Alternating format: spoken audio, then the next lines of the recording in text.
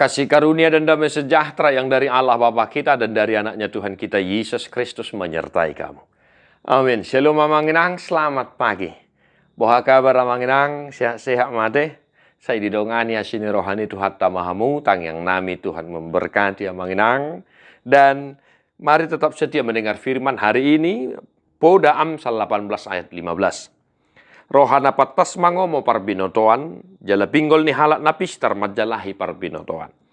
Hati orang berpengertian memperoleh pengetahuan dan telinga orang bijak menuntut pengetahuan. Demikian firman Tuhan, Bapak saudara-saudara, telinga dan hati dua organ atau anggota tubuh yang sangat jauh berbeda. Hati itu di dalam, telinga itu ini, ya. Fungsinya juga berbeda. Telinga untuk mendengar, hati untuk menelaah.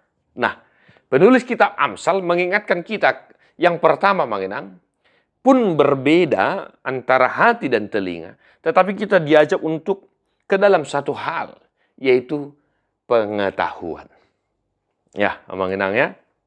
Nah, ini dia, Bapak saudara-saudara, walaupun fungsinya berbeda, tetapi arahkanlah hatimu dan telingamu kepada pengetahuan. Nah, itu satu hari ini yang Amanginang ya. Jadi unang holan na mananginang karena sedeng gani.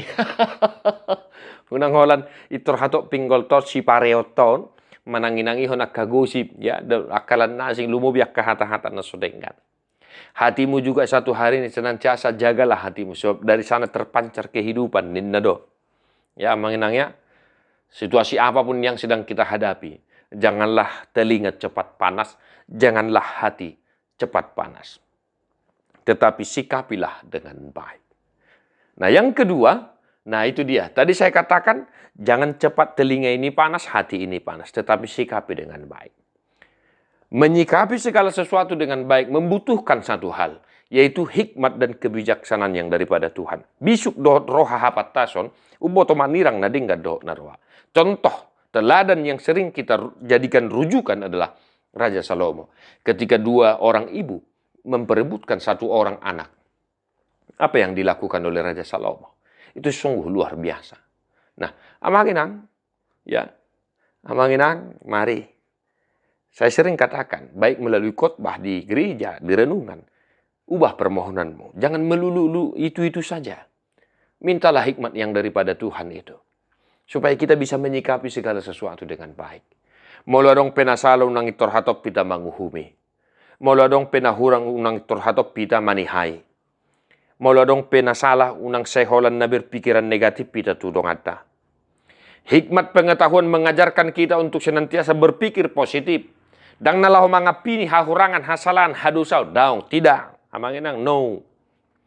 Tetapi kalau kita memperoleh hikmat pengetahuan, kita bisa menyikapi segala sesuatu dengan baik dan membuahkan sukacita yang baik juga. Ibarat seperti Raja Salomo. Ketika dia mengambil sebuah keputusan, potong bagi dua anak itu, maka ibu yang sesungguhnya berkata, jangan tuanku, biarkan anak itu hidup. Maka itulah ibu yang sesungguhnya. Begitu luar biasanya pengaruh dampak dari hikmat yang diminta oleh Raja Salomo kepada Tuhan, Bapak Ibu Saudara. Maka dikatakan oleh penulis kitab Amsal hari ini, hati orang berpengertian memperoleh pengetahuan.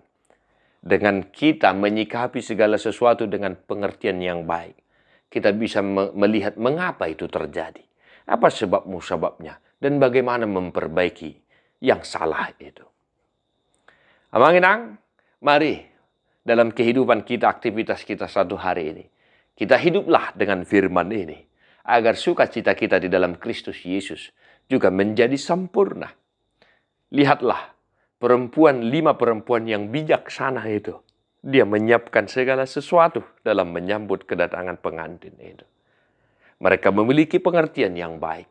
Sehingga mereka penuh dengan sukacita manomunomu haroroni si peluei ima Tuhatta Yesus Kristus Tuhan. Di pasu-pasu Tuhan tamahamu Amanginang, tadi ho mabukwede nomor 30 ayat 2.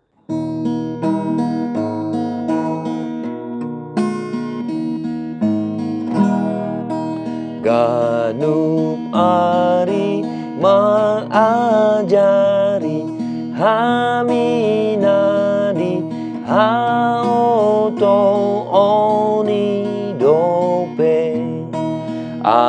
salampor seahame ho sambing do hanguluan nami lam lumeleng lam pasol ho turo hamaro hanami hombar tuha tama pangalaho nami. Tuhan Yesus memberkati. God bless you non-stop.